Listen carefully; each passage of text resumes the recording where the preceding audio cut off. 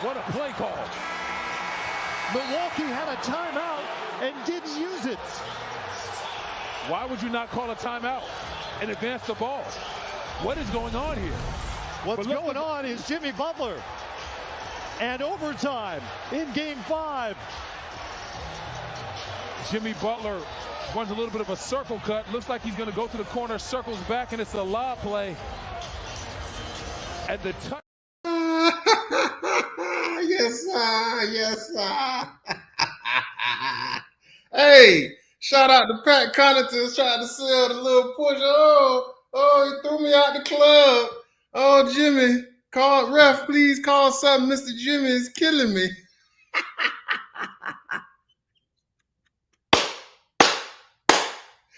Yes, sir. Yes, sir.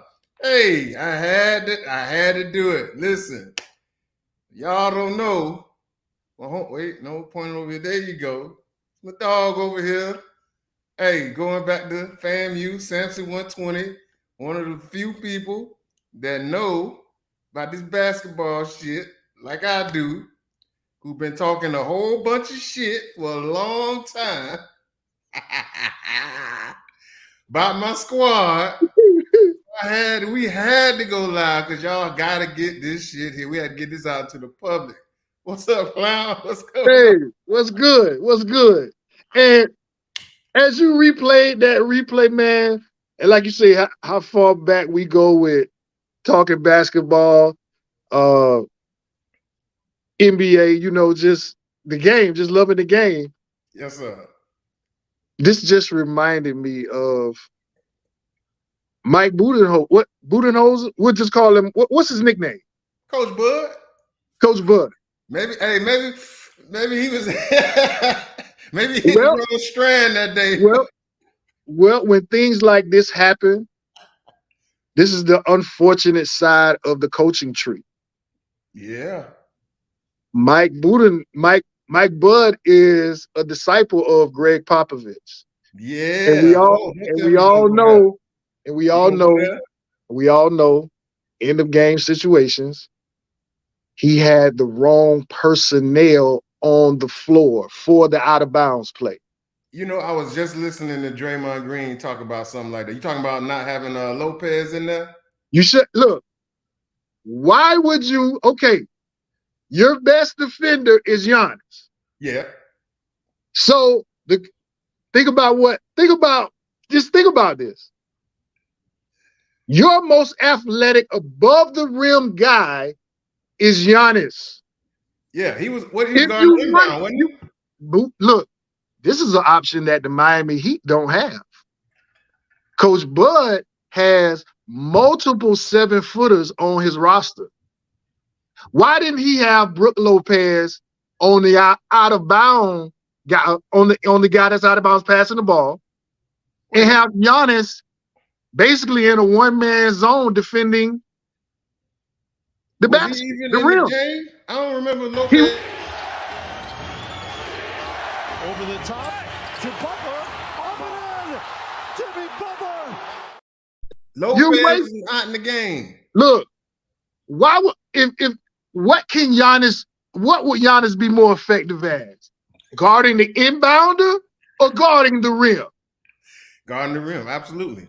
So, but see, that's where he was messing up, because a lot of people on the road, they think they're gonna go for the win, and this is where and I thought this was supposed to, but it's actually Jimmy Butler that called for that play. Most people think you're gonna go for the three because you don't want to go to overtime on the road, but they don't know that heart. They don't know that heat culture. We ain't scared. We'll take 5 more in your crib, and that's what happened. You won entirely wrong. Your team won on a bad coaching move. Not one, TY. Not one, not two. You can go back to game 4. Coach Spo put a clown suit on this man the whole series, dog. It wasn't just one move. Because like I say, just like when I messaged you about them Spurs, it wasn't just one play now. You had 5 more minutes. And they hold up. I'm just saying basic personnel. Why would you waste your best above the rim guy guarding the inbounder? Yeah. He's supposed to guard the rim. Bro, you're never gonna get a steal. I've never seen a inbound guy like get a steal or a tip in that situation. They work on this too much in the NBA, like out of bounds plays in the game. Like you're right, he should have never been right. If anything, he should have been off. If anything, he should have been off the guy and trying to play the passing lanes. Either or, but my thing is, it's a 2-point game. It's a 2-point game. Okay, yeah. So with a 2-point game, the one thing you don't want to give up is an easy 2. Oh yeah, well, so you guard the rim. If they hit a 3 and win the game, so fucking be it. But we're not gonna give you an easy 2. So you, Coach Bud, not putting Giannis at the rim and wasting Giannis guarding the inbounder is one of the out of many bonehead decisions you made for this playoff series. That is the coup de grace. Yeah, and like you really showed. If you want a big, like you say, they had multiple tall guys. If you want a big on the inbounder, okay, put Lopez. Put Lopez in the game. Don't waste Giannis. Yeah, he wasted. Yeah, he definitely wasted Giannis on the play. Like I'm like when he broke out of the huddle, and I saw 4 little guys, 3s, 2s, and 1s, and I saw one big. I was like, and then I saw Giannis walk to the inbounder. I didn't feel good about it. I'm like, it's a 2-point game. You guard the rim, bro. That shows you how petrified they were and how much they were on their heels this whole game. That crowd was so tight. Everybody in that building was so tight, and we just was. Look. This is, they probably won't show it, because they only show the winners. They don't show the losers conversation in the huddle. I would have loved to hear what Coach Bud actually said to his guys after Jimmy made that bucket to send it to overtime. Because if you looked at the body language of them walking to the bench, they were fucking defeated. Yeah. Oh yeah. They didn't even call a timeout after the bucket because they had 0.5. Like you can't take coaching. Yeah, he was stuck, bro. Man, like, man, if I'm the GM, I'm like, man, you got to fucking go. You got to fucking go, bro. Yeah. They should have. Hey, and then M.A. Udoka, they done lost out on him. Who else you gonna get? All right, enough about that fucking. Yeah, we got to get to Jimmy now. Yeah, he's a fucking scrub. Let's talk about the greatness. And we got to get to. I want to do this shit with Giannis real quick. Matter of fact, let's do that first. I'm gonna play this because, and then it's gonna lead us right into Jimmy. I'm gonna play this. Okay. I got this right. I already know it. Do you view this season as a failure? Oh my God. You asked me the same question last year, Eric. Okay. Do you get a promotion every year on your job? No, right? So every year you work is a failure. Yes or no? No. Every year you work towards something, towards a goal, right? Which is to get a promotion, to be able to take care of your family, to be able, I don't know, provide the house for them or take care of your parents. You work towards a goal. It's not a failure. It's steps to success, And if you've never, I don't want to make it perfect. It's a wrong question. There's no failure in sports. There's good days, bad days. Some days you are able to be successful. Some days you're not. Some days it's your turn. Some days it's not your turn. And that's what sports is about. You don't always win. Some other. So ain't no use in playing that whole shit. You pretty much get the gist of it, bro. I thought that shit was weak as hell. Cause let me tell you something. If we gonna change the narrative, cause we the same age. We go back to the day. Ever since Jordan, well, probably before Jordan, it was if you a superstar and you get to a certain level, every year is championship or bust. Every year. We did it to Mike, we did it to Kobe, we did it to Shaq, we did it to we damn sure did it to Bron. So now if it's heavy or if it's just steps to it, I don't want to hear shit about no 4 and 6 no more because, well, you know, it's always next year. Nah, bruh. You are considered to be the best player in the league. You had a stacked team, big as hell. You was the number 1 seed, and you got murked. Not eked out, because, you know, I've been on the side. You know, we was the number 1 seed, and the Knicks eked us out with that little bouncing ass bucket. I've been on this side. You didn't get eked out. You got ate up in 5 games by 1 man. That's a failure, bro. Like, eat that shit. Like, what are we talking about? What are we talking about? What he's talking about is absolute bullshit. Absolutely. You are a 2-time MVP.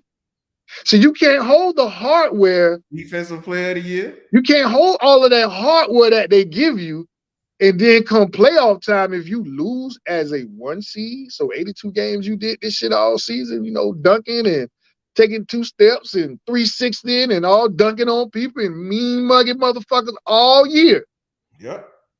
And like you say, you didn't lose a series where it was just a 7-game thriller. Bounce or something like that, or no. You got ate up. You got mentally fucked for 5 games. Absolutely. Now, okay. He didn't play 2 games. No. No. No excuse. No, young man. No excuse. You got mentally fucked. You and your team, and we just proved from our first 5 minutes of the conversation, we just proved that your coach was mentally fucked. He was stuck, like you say, he was stuck. He didn't not calling a timeout after a basket with 0.5 left, like you say, to advance the ball, to give yourself a better shot. Yeah. The lineup that you put out on the court to end the game. And then, like I said, I would pay top dollar to hear his conversation after Jimmy made that bucket and it forced overtime.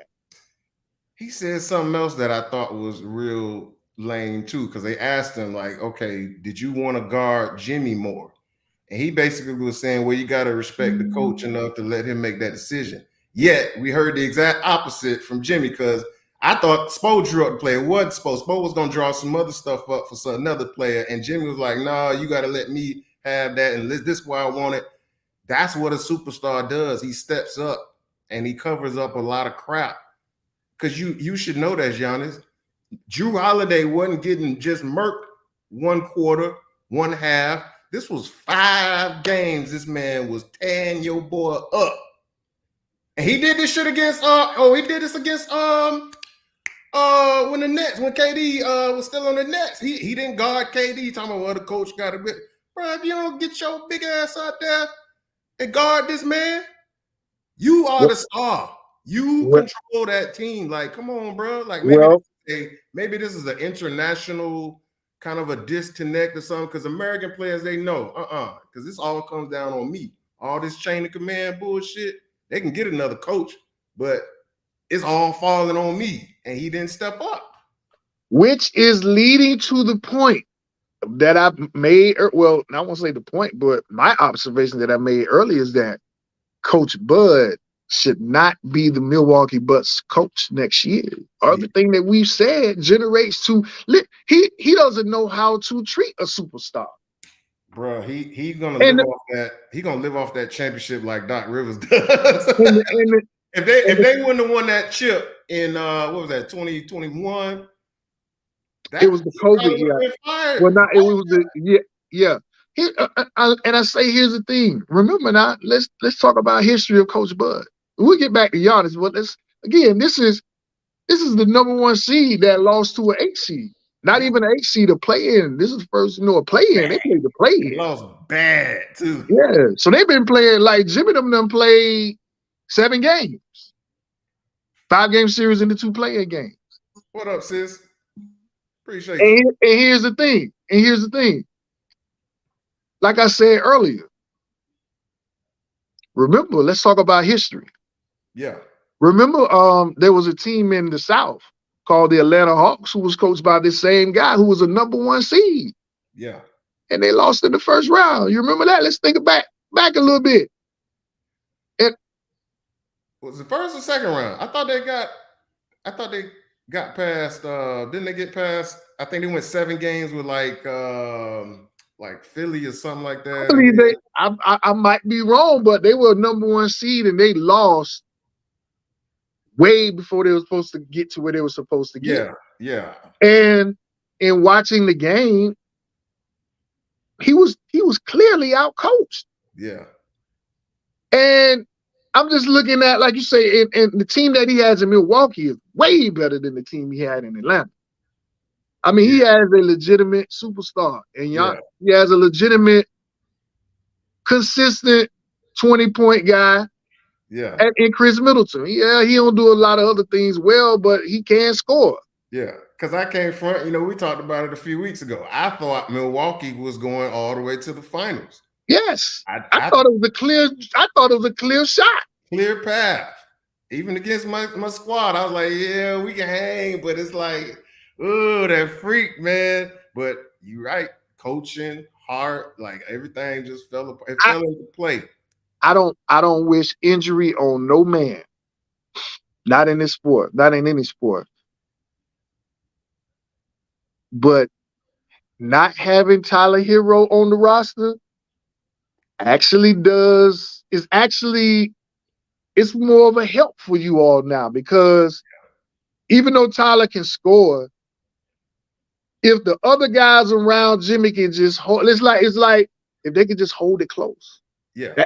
Like he's getting the reputation of, if it get close come fourth quarter, like I'm finna take care of I'm finna take it to the mountaintop. Bro, listen, Jimmy Butler is now the most feared player in the NBA. Going forward, the rest of these playoffs, probably the rest of his prime, he is now the most feared player in the NBA, because now, and like I like what you said about Tyler Hero not being out, because there was nobody to defer to, nobody to even think about, well, let me see if I can get you going. And that. No, I got to be Jimmy. I got to do this, and everybody get the hell out of my way. Everybody kind of fell into their role, and it just worked out. They played hard as hell. We finally got a good game out of Bam. You know what I'm saying? Bam gonna have to step up big time in this next series. But yeah, Jimmy, bro, 98 points in 2 games? Yeah. And he held Drew in check. Drew didn't go off in this game, in this series. He didn't go off. So this man literally snatched souls out of the best team in the league. And it's so fun to watch. Well, here's what I like about it the most. Jimmy Butler is one of those final guys that's old enough to have played, during the Dwayne Wade era, during the Kobe Bryant era, who played against guys who, when it gets to be fourth quarter, man, the game's gonna slow down just a little bit. And I'm going to get this ball right where I want it at. Give me the ball. Like you said earlier, give me the ball right here. Yeah. All y'all get out the way. He got 2 choices. He going to either foul me, because I got a quick enough step to get where I want to go. Or if I'm feeling it, like you say, he's been in, last couple of games, he's been in a heat wave. Always and forever, baby. Like hopefully the Heat fans singing always and forever for the heat wave. But he's one of those guys that played during the time where isolation ball, getting it to your spot was the game. Kobe, D Wade, and I got to be honest. A lot of these guys that are playing now, like Milwaukee was a bad match. Well, Jimmy Butler was a bad matchup for Milwaukee. Okay, here's why. Get it right. Here's why. Get it right. Middleton's not a defender. Okay, Drew Holiday is supposedly one of the better, or considered one of the top tier defensive guards, but he's only 6'4". Right. Yeah. Jimmy Butler's 6'5", 6'6 and a half. So ain't no talking about he the stellar. Yeah, he's that on point guards, but Jimmy Butler is a 2. and he got a strong enough body, he can get his shot off against your three. Bro, Jimmy Butler is one of the best Hold on. athletes My I've ever sound seen. is, hold on, my sound. I hear you. You hear me good? You just low. Oh, okay. No Real problem. You low. coming in good on mine, though. Huh? You coming in good on my side, though. But yeah, man, Jimmy is so well conditioned, man. Like, he barely took a deep breath that whole time. He was just at him the whole time. He never even slowed down. My sound is low, but my sound is up. Hold on. I can hear you. Yeah, I can hear you, but my speaker. You ain't got your finger on it, do you? Hold on, let me try something. Oh, man. Let me see. What else we got on here? Yeah, it just went low all of a sudden. I don't know why. It's all good. PLH030134 portal. What you doing? The Bluetooth? PLH030134 portal. Fire S20K. Let me see. So now let's get to this shit here that you was talking about, trying to talk yourself into these New York Knicks. Where these Knicks fans at? I can't wait for these Knicks fans to start chirping. I gotta holler at my boy Justin. He down in South Florida. He want to go to a game. He a Knicks fan. I'm gonna leave and come back in and see if my sound's better. All right, cool. All right. I'll take you out for a minute. So yeah, let me talk to y'all Knicks fans for a second. Y'all trying to talk y'allself into this this matchup. It ain't gonna go the way you think. It ain't gonna go the way you think. Cause listen, we just beat the best team in the NBA that had the best defense. Brook Lopez was runner-up for Defensive Player of the Year. We all know Giannis is an MVP candidate, also a Defensive Player of the Year candidate. And like we say, Drew Holiday is probably going to make all NBA first or second team. Our biggest player who's in a rotation is 6'8". And yes, I'm including Kevin Love in that because if you really know, Kevin Love ain't 6'10". Kevin Love is 6'8.5". We beat y'all with a bunch of 6'8" and under dudes and smacked you. All right, here go my dog back. We smacked it. Like I say, we ain't just eat this shit out. We ain't just pull no rabbit foots out of our ass. This was a 5-game deconstruction. And so all y'all Knicks fans, let me tell you something. All that slow ball, all that grinded out. No. What's your name? What's the name? Mitchell Robinson. Everybody, oh, Mitchell Robinson was so good. What you gonna do? He got the guard out here. He got to get in his pick and roll. He gonna have to go from side to side, end to end, all that beating the hell out of poor little Evan Mobley. That's not gonna happen down south. So y'all can get y'all ass ready because that garden, and I know Jimmy, Jimmy Butler want to be in that garden going the hell off. If there's anybody want the smoke in the garden, it's Jimmy Butler. So I can't wait. So you was trying to talk me. You trying to talk me up into this matchup. So I'm gonna let you say your piece right quick and why you think this is actually gonna be any harder than what we just did to the damn Bucks. Well, I'm not saying that the Knicks are a better team than Milwaukee. Obviously not. No, the regular season proved that. What I am saying is, and like I was saying before, I had to break. Outside of quote unquote Drew Holiday, and like I said, Jimmy Butler is a grown man and he's 2 inches taller than Drew Holiday. So all of that defensive, whatever y'all thought Drew Holiday was going to do against Jimmy Butler, I knew that was going to be a problem because he can just literally jump up over him. Yeah. Drew Holiday's game is not above the rim, so he just tries to stay in front of you, and use his muscle, his body, because he's a lot bigger and stronger than most point guards. Yeah. So here, Chris Middleton ain't no defender. They starting lineup was Chris Middleton, Grayson Allen, and Drew Holiday. And the guys they had coming off the bench, guarding Jimmy was Wesley Matthews. Who's a bum? I ain't never like Wesley. Okay, no disrespect. Wesley Matthews is grinding his way into probably like a 10-plus year career. But Wesley Relative, Matthews, you relative ain't to no the NBA, though, we Wesley obviously he's better than Matthews. us, but relative Wesley to the NBA. Matthews, you ain't done shit in the playoffs to help a team win a damn thing.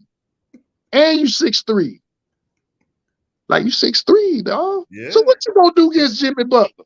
Pat Connaughton, like I say, Hey, wait, Pat, okay. Pat Connaughton got thrown out the club. He got thrown out the Pat club. Connaughton, the guy who Jimmy Butler just manhandled to send the game into overtime.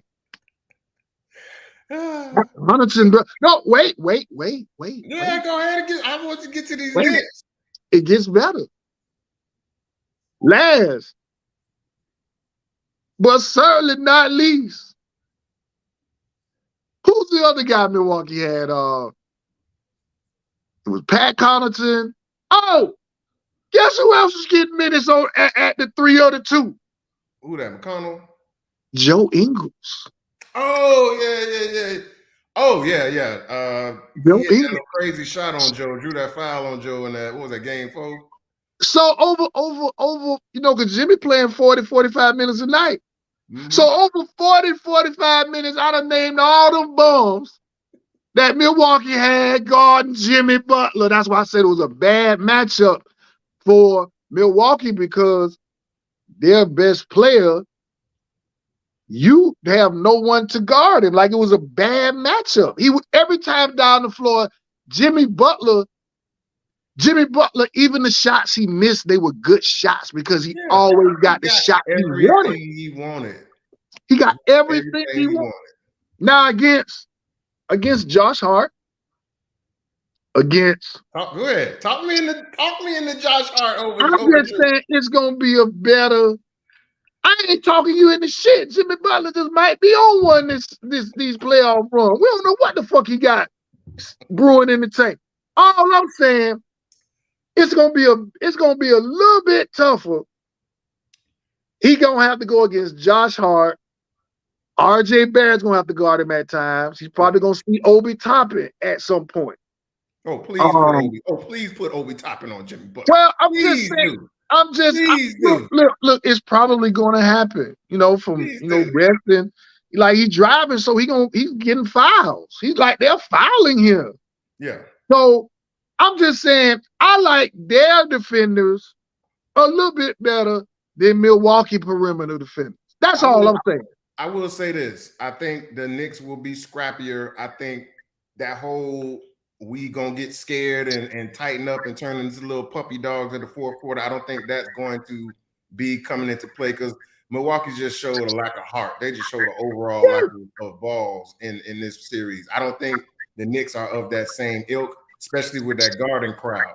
But what I saw in the Cavs series was just a real lack of talent, a real lack of offensive imagination. To me, a lot of this shit just came down to Jalen Brunson and quickly. We just better than y'all. We quicker than y'all. We better off the dribble. You know what I'm saying? And the Cavs has got these two bigs that can't shoot, so they shrunk everything in for Donovan and Garland, and you just can't do that against Miami because we got them strokers out there. We got Strus, we got Vincent. Kyle Lowry was a little bit of a bum in the regular season, but in the playoffs, he's serviceable. He ain't gonna lose the game for you. He ain't gonna take the game for you. So man. Look, I generously will give these boys 6 games just because of the Garden factor, but 5 is really what I'm feeling. Because unless Jimmy falls off a cliff, for some reason Jimmy stopped, being Jimmy. That's the only way I see this. We straight to the conference finals, and Lord help y'all. Lord help you if Philly get past Boston, because Philly don't like us either. Philly don't want to see us. Boston is a bit of a matchup problem for us because of them boys on the wings. But Lord help y'all if we get Philly. We back with the Lakers. Well, not the Lakers. We back in the finals with whoever coming out the West. And I don't think this Knicks series is you're talking a little aggressive towards your team and signing I'm 6 and it's a 6 and I'm really thinking 5. Here's the thing. I think a lot depends on Julius Randle's health because clearly he has an advantage of whoever you put at the 4 to guard him. If you're going to play Kevin Love, well, he can get past Kevin Love and beat his ass, and he can fuck Kevin Love up. But Kevin Love can shoot. Kevin Love is going to spread the court. So it comes basically down to, for me, because Brunson's going to get his. It comes down to Y'all still trust Julius? Bam Adebayo must dominate this series against Mitchell Robinson. He must dominate. He must dominate. Okay, first of all, y'all still trying to talk me into Julius Randle. I don't see it. You can't give me a moment where Julius Randle has been that guy. I can't remember. But Bam he don't gotta dominate. I need you at 19, 20, 21 every night, Bam. That's dominating. That's not dominating. That's not dominating. 20 points, dog. I can't get in the NBA with all these possessions, you the second option. You can't get 20, dog. That's 8 out of 16, maybe 7 out of 16. Get to the line 4 or 5 times. Come on, dog. I tell you what, I'm gonna say this. If Mitchell Robinson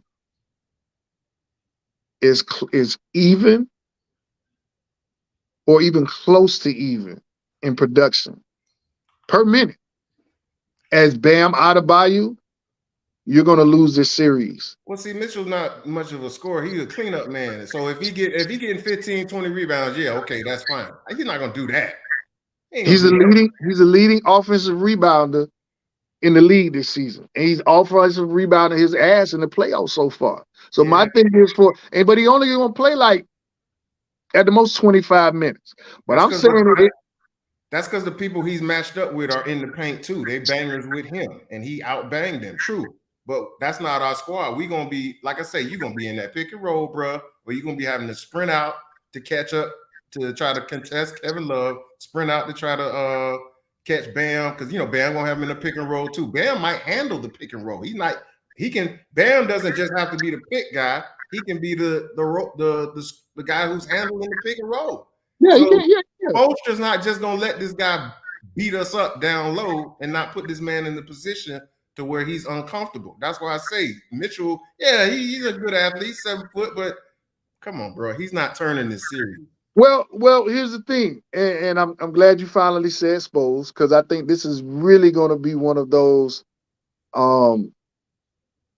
Coaching is going to be a big part of this series. Oh, absolutely. Tibbs, has the reputation of a defensive coach. So, and like you said, no imagination on offense though. He wants to, and I don't agree with him. Tibbs wants to grind it out possession by possession. He's one of those old school guys who want to grind it out possession by possession. He's never been much on the offensive side of mind of the game. Never has. That Cavs series was hard to watch, to be honest with you. You gotta really like basketball to sit there and watch through that game. Yeah, I sat there and watched it. It was very painful. At times it was painful to watch, especially the first quarter. I was just like, man, what the fuck y'all got going on? What game was that? Was that game 3 or 4 where it was like 18-15 after the first quarter? That was game 4? Yeah. It was horrible. It was bad.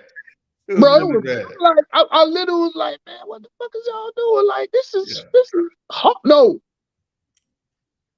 that was game. This series was 4-2 or 4-5.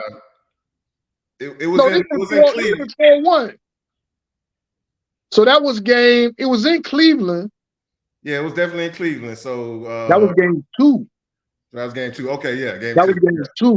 Yeah, yeah. It was horrible, man. I watched that shit. I was like, what the fuck is y'all like?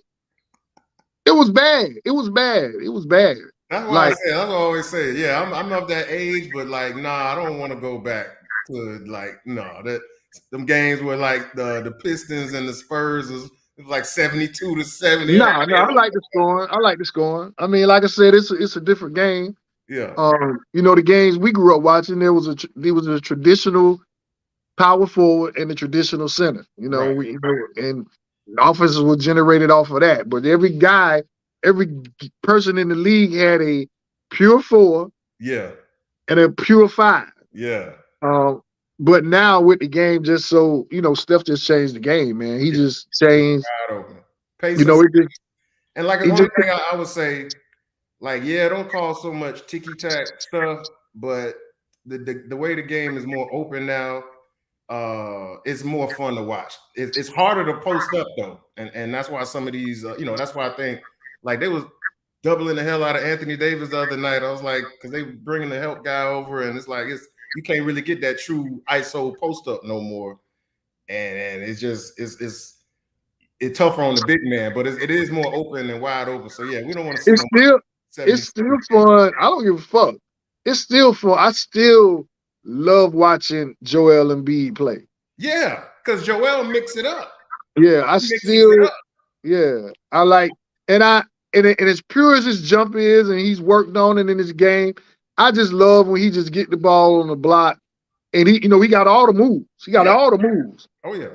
But when I love it when he literally puts the ball at the rim. Like he works a drop step pivot or, fake the fade away and step through and late. But I love when he gets to the rim. I still think he takes too many jumpers. That's just me. But I come to accept the player that he is. But the pure 7-foot big with skills will always work in the NBA. That will never go away. Yeah, you just have to mix up the way you're getting them the ball because, like I say, I was watching the Lakers play the other night. I was watching how they guard Anthony, and Anthony could be a lot more aggressive, but at the same time, I see how sometimes they front and bring the other guy close to try to intercept the pass, and then they double immediately on the catch, or sometimes they double when they throw it in. So it's harder because it's basically a zone now. Like you can basically zone the thing up. So you can't just you got to mix it up. So you can post sometimes, but then you got to come out getting the pick and roll, or you got to get it on that elbow post and go to work. It's just not the same. I mean, I just would like the way the NBA is, the way the game, like you said, spaced out now.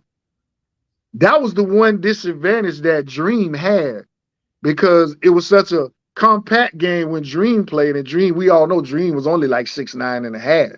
Yeah. But if Dream played in this NBA, spread out with the moves that he had, I mean, he would average 35 a night, easy. Yeah. So you look at it, you see how the game is now. You just look at players from the past.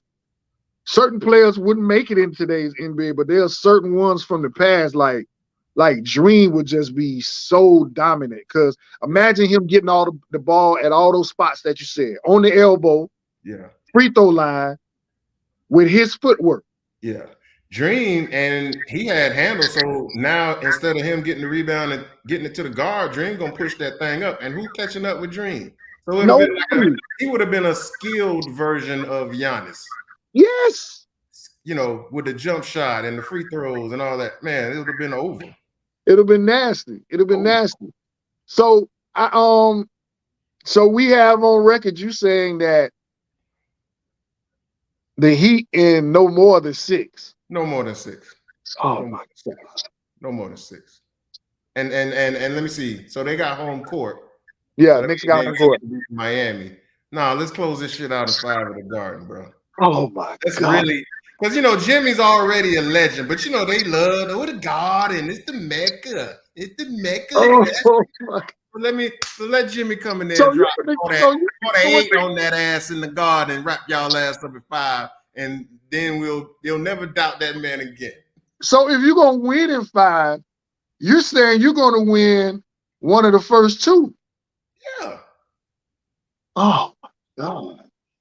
What are we doubting? What are we doubting at this point? Again, y'all gonna have to talk me. Y'all got to tell me.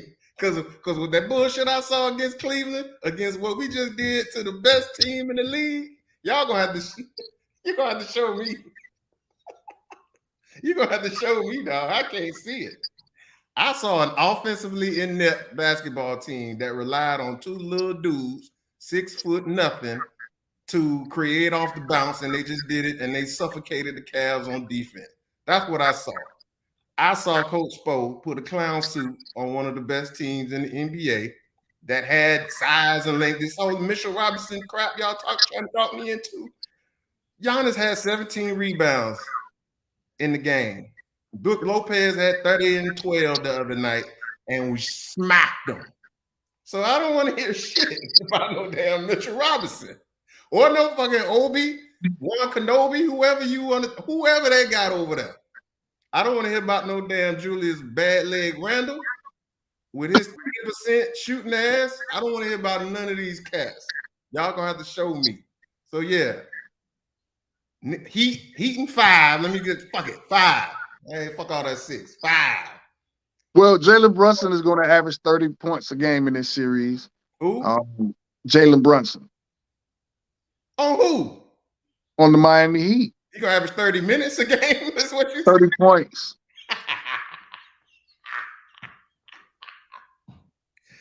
She's gonna average 30 points.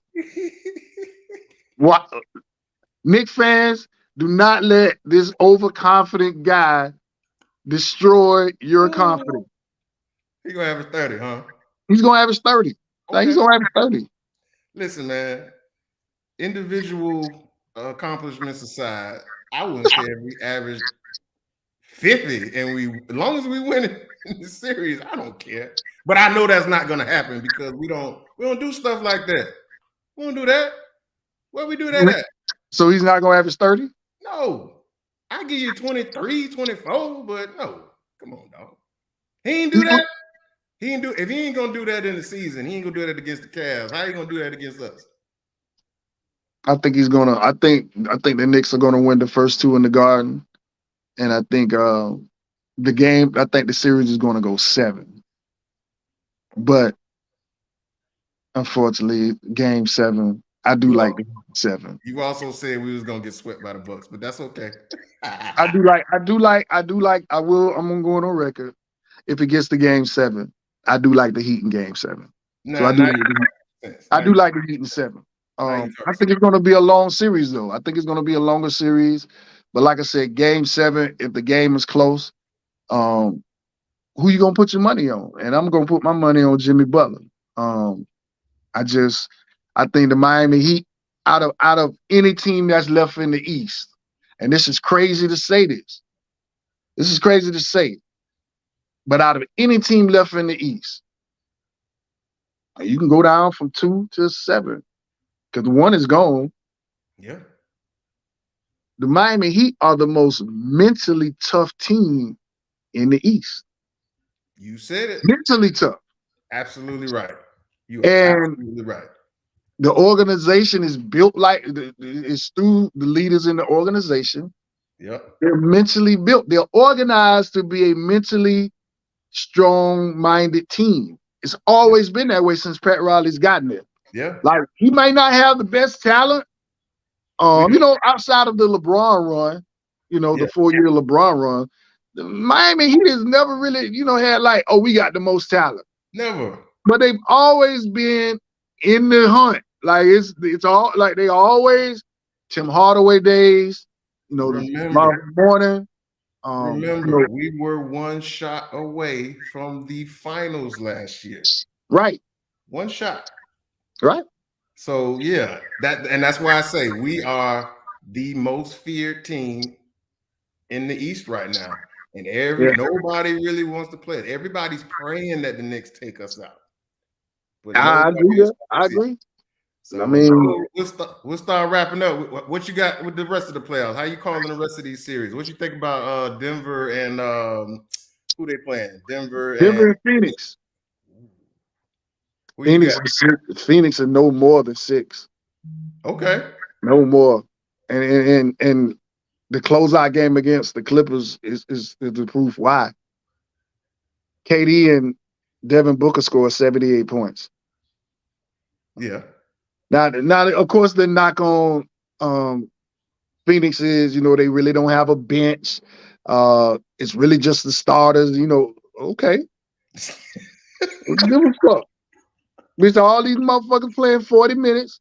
And if I'm going to get 60 combined from Book and Durant as a minimum, If I get that every night, and then DeAndre Ayton, you get 20 points a night just playing. You just on the floor, you're going to get 20 points, DeAndre Ayton. Between Chris Paul dropping you dimes and double teaming, they trying to double team KD, and the ball rolls around and you sitting under the goal and they pass it to you and boom, you're going to get 20. Yeah. Easy. I just I like Denver. I ain't gonna lie, I like Denver. I think it's I like Denver. I love watching them play, but I feel like that's 7 though. I don't think Denver's mentally tough. I don't. They That's just haven't proved it. That's the knock. Yeah, they got to. And the game get tight, man. It just, it's just. I've been watching this game long enough, man. Until I see that breakthrough, yeah, you gotta show me. Yeah, I agree.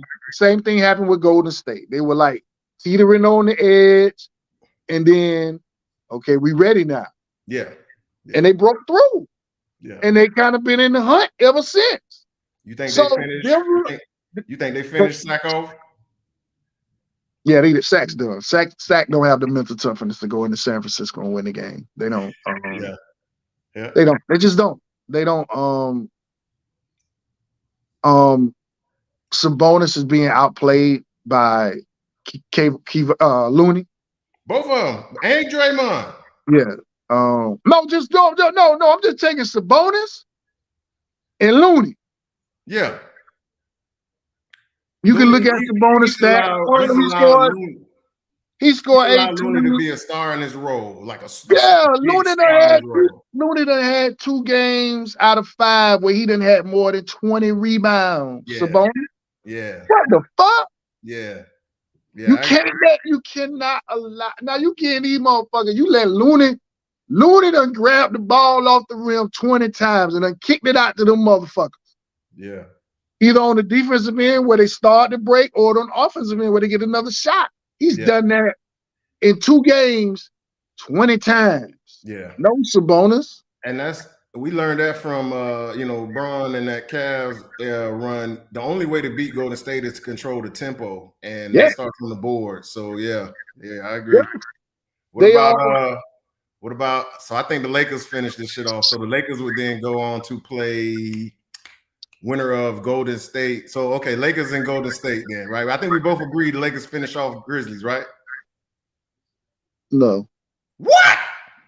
No, you think the Grizzlies gonna pull this off? We're gonna go 7. Yeah, it's gonna go 7. Okay, go 7, but they win. Who wins? You saying that? If the game 7's in Memphis, I like Memphis. Shit, man, Bron ain't letting that shit happen. Well, the league might not let it happen, but no, don't do that. Don't do that. Man, I'm not. Don't give me that league stuff, man. The key for the Memphis series again. Tempo. Tempo, because Ja Morant can get anywhere on the court whenever he want to get there. Yeah. But when he gets there, he just got to make the right decisions. And Desmond Bane had to continue to score. Yeah. He has to score. Jaren Jackson, I'm not saying you have to score 20 points, but you have to make your presence. If you make your presence felt, whether that's just rebounding, defending, blocking shot, might hit a 3 or 2, you have to do that. And you have to. It ain't like he ain't got help either, because this Tillman guy has been a revelation. Yeah. He's beating the hell out of Anthony Davis. He's so physical. So he should be doing more, because they don't really have nothing else down low to do. I mean, Bron stepped up. He played the 4 mostly in that game where he had 20-20, but you can't ask Bron to do all that shit, man. You got to do too much. So I'm going against the grain, especially with the other guys that are not named LeBron James and Anthony Davis, because they play a whole lot better when they're at home than they're on the road. Yeah, Austin Reeves plays better, although he's a killer, been on killer on the road too. But everybody, Schroeder plays better on the road. Definitely D'Angelo Russell plays better at home. Everybody gets that Laker energy, so they play better at home. Yeah. It's over in 6. I'm just going against the grain, hoping it goes to 7. I doubt it very seriously. You want them boys wore out for the next round. So you goddamn right. But if LA gets to Golden State, this is the one matchup that Golden State doesn't want. Everybody else is cream cheese, but they don't want to play the Lakers, and here's why. The Lakers are a very, very big team. Yeah. But I say that to say this. But they smart though, man. I say that to say this though. The return of Andrew Wiggins is so important. Yeah. Because with Andrew Wiggins, I kind of don't give a fuck who the Lakers put out there because Andrew Wiggins is a problem no matter who he match up against. Yeah. Matching up against Braun, that's going to be a problem. At this point, you can kind of make the argument that Wiggins would be the best athlete in that series because Braun is slowed down. And it's kind of like, it's good to see because like he's so damn smart. Like I can tell when Braun is like picking his spots, but he clearly just don't have that burst for 40 minutes anymore. No. He playing the old man game when he need to. He's deferring. He's getting Austin and D'Lo running the offense more. I can see it. It's kind of sad, but it's also like as an old head, it's like he's still good, but nobody wants to chase Wiggins up and down the damn court for 48 minutes. That's just if Golden State, here's the key to the whole series with Golden State and the Lakers. If Golden State can rebound. Right. But if they rebound, they run it. Yeah. And that's the Lakers' Achilles heel. Lakers don't want to run a open down game. They want to kind of, their two best players are LeBron and AD. LeBron is, an older guy. And AD can't stand there up and down because, man, if you hit AD wrong, he going to be grabbing something. Hey, the best thing anybody said, I think it was Reggie Miller. He said, man, AD Grimace, he out 3 weeks. I mean, it's everybody hold their breath if he hit the ground. They was like, oh shit. Yeah. So here's the thing, like I said, with Golden State, if Golden State can rebound, I ain't saying they got to out rebound the Lakers, but just keep it close. Yeah. If they keep the rebounding close, they can by their lineups that they can put out on the court, they score more points than the Lakers if they just rebound. Yeah, I would give the advantage because they got the ultimate. They got the ultimate. No matter what you put out on the court, if they put out on the court, Clay, Steph, Poole, Wiggins, and Draymond, and they can rebound from that lineup, you fucking toast, bro. Yeah, because Clay's back. I don't know if people really realize Clay again. Yeah, he hitting them threes now. It's like that fade away when he hit the other night. Yeah. Like he fading away. He just like, I was like, oh shit. Yeah, Clay's so if they rebound, get it off the backboard, they give it to Poole, Clay, Steph, Draymond, get it. They gone like it's So that's the whole, to me, that's the whole series. Rebounding. If they keep the rebounding, keep rebounding close, there's no way the Lakers can keep up with them. Scoring points. Because they're going to get so many open looks. Yeah. And if you try to guard the three, then here comes Jordan Poole coming down the middle. Yeah. And the Lakers 3-point shooters are too streaky to keep pace. So yeah. It's all about rebounding because rebounding gets you easy putbacks. It gets you, it just, it is what it is. It's gonna get you some and ones or whatever. So if Golden State can limit that, because we know they're not, LA's not a great three, like you said, they're streaky. But no matter when you play Golden State, they force you into shooting threes because if they making, it's almost like, fuck, we got to shoot them to just keep up with them. Yeah. And the Lakers don't have, because I always compare it to the Cavs. The Cavs had a couple of guys that could get you off the bounce. Now that LeBron is slowed down off the bounce, everything they do has to be off pick and roll. They ain't got no one guy that's just going to boogie on you, beat your ass to the basket. They just don't have that guy anymore. Everything's hard. It's efficient because they shoot, like when AD and Bron going, all that shit kind of pretty. Sometimes Bron drift out to that three and shoot it. Sometimes a little too much for my liking, but a lot of times, man, because of the energy, he don't have the energy. When they get going, man, it usually is easy buckets. Yeah. AD, the whole key is Looney. We know you can't stop AD, but don't let him offensive rebound. Like, you gonna score, Right. but don't let him offensive rebound. Block his ass out. Yep. Cause if Looney go to the floor, go to the bench, what other serviceable big they got? That's it. That's it. So it sounds to me like we pretty much looking at Phoenix and Golden State in the Western Conference Finals, and Miami and probably Boston. I hope it's Philly, but probably Boston in the Eastern Okay, we'll Conference. go with Boston. Here's the thing about Boston. They bullshitting right now with these Hawks. That's all that is. They just No, bullshitting. and this is what I was about to say. With Boston, no matter where you at in the point in the game with Boston, you always got a chance. You always in the back of your mind know that for some reason these young guys are gonna fuck it up, and we're gonna still got a chance to win this game. They're gonna go through a 3 to 4 minute stretch to where it's like, what the fuck are y'all doing? And I don't know if that's due to the coach. You know, of course they got a rookie coach. Of course he's been in the league coaching as an assistant. But sometimes when I watch Boston, and even in the Hawk game the other night, they were up by like 15. Yeah, and let that boy Ice Tray At home. Yeah. How do you let that? Like, how do you let that happen? That's just I watched that game and I'm just like, man, what are y'all doing? And I got a feeling this series is gonna go 7. Think the Hawks got one more in them, huh? All of their players play better at home. Yeah. They got a lot of young guys who they got a lot of. I think they have a lot of talent, to be honest with you. I like Atlanta. And they're getting Murray back tonight. So I like Atlanta's roster, man. They got some guys that can make some shots. And like I said, all DeAndre Hunter usually plays better at home. You know, Bojanovic, you know, hopefully those threes go in better at home than on the road. And I like their big combo with Capella and Owangaloo. Yeah.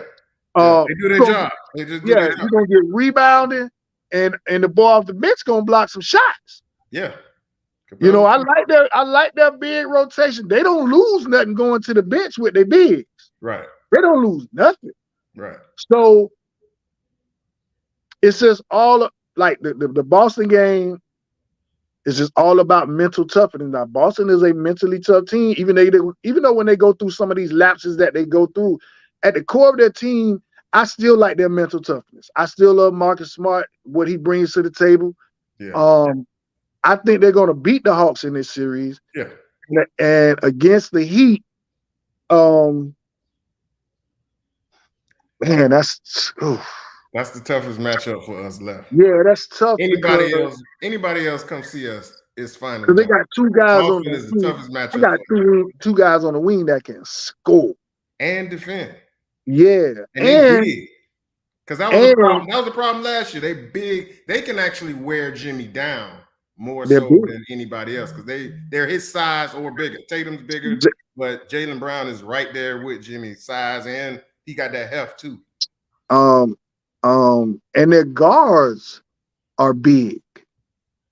They don't play small guys. Like Marcus Smart is the smallest guy on the court, and Marcus Smart is legitimate, like 6'3.5", and he's well built. Yeah, Derek White is like 6'4", 6'5". Malcolm Brogdon is like 6'5", maybe 6'5.5". So they have a very, very big team at all times on the court. Like they are big, and your best player is going to have to go through that assault, that obstacle course that's their defenders. Like he's going to see a lot of guys on him, and I don't know, man. Like, come on, Philly. I need Philly to pull one out. Yeah, that's going to be tough. That's a tough matchup, man. Because, like I said, they're 2 best guys. One of them, Jimmy Butler, going to have to defend all night. Yeah, that's tough. Like he ain't gonna have he's not gonna have no possessions off where he on the other end and he can lax a little bit. No, he's gonna have to guard either Tatum or Brown for the whole 48 minutes, and then he's gonna have to come down and try to make it happen. But again, Miami is still the more mentally tough team. Like they're still like all of the advantages that Boston has. If Miami just can keep it close, that's all. Yeah, because they definitely got us talent beat. They got us beat on talent, top to bottom. yeah. If they just keep it close, like I'm just like Jimmy Butler's proving to me that like this is the type of NBA that I grew up watching.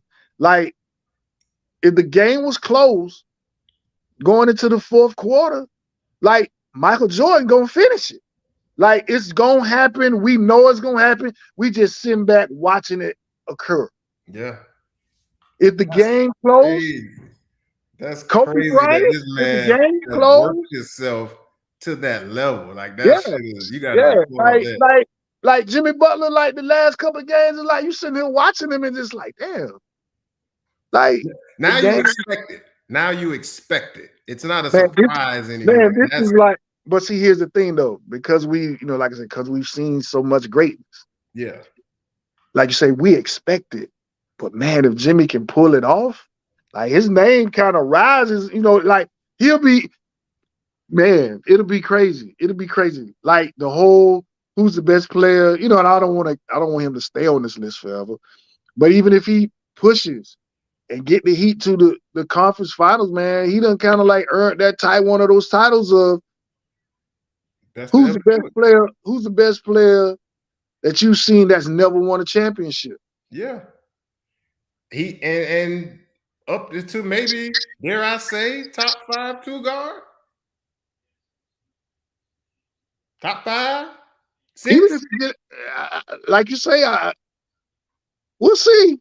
Yeah. We'll see. We'll see. Like, and I know he doesn't care. I know he doesn't care, but with this playoff push, like he's gotten the first obstacle out the way. He beat Giannis. He beat the 1 seed as a player. Yeah. He scored 56 in one game and came back and backed it up with 42 more. Good. And like, one of the most memorable clutch shots ever. Yeah.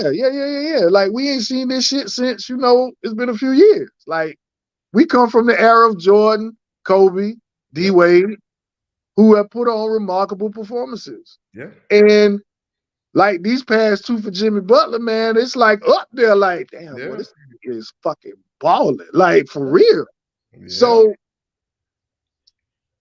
and like I said, I don't think he really cares about it, but man, a lot is riding on Jimmy Butler's like legacy. Like, I mean, I feel like we're playing with house money now. That's what I'm saying. It's like, when you playing with house money, you dangerous. You dangerous as fuck.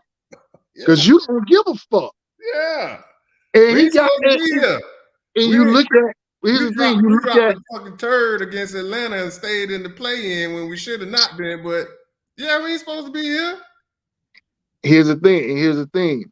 For a team that's not supposed to be here, you got a guy that, like I said, man, you see his emotion when he makes some of them baskets, man. He senses the moment. Like, he knows, like, that's why I say he's like, Jimmy Butler came into the league, like, when, he saw a lot. And he was talking cash shit to Drew, too. Did you catch that? Yeah. This my shit. You can't guard me. He got fouled, and one time he walked up to him, point right and said, "You can't guard me." He really was on his Jordan shit, man. But yeah, man, I gotta we're gonna go ahead and wrap it up, man. Gotta sign out, gotta go ahead and get some dinner and all that. But yeah, this was fun, man. We had to do this. We should do this some more. We gotta do this again. Man, hey, I'm always available. Yes, we'll get another time and another date, and we'll do it again. Yes, sir. Yes, sir. Who plays tonight? It's one game on tonight, right? It's one. Boston and Atlanta. What time it start? I think 8 o'clock. Okay. All right. Good time. Get some food. Get settled for the game, man. Hey, whoever joined us, we appreciate you. If you shared it, appreciate you. Share We're gonna do it again soon. Follow my dog. He's small town clown, but Tyrone Wilson on his social media. And you know what I'm saying? If you ain't on my Instagram, damn, too far away. There you go. Hit me up. Sorry, little brother. We'll be back. All right. Yes, sir. Peace.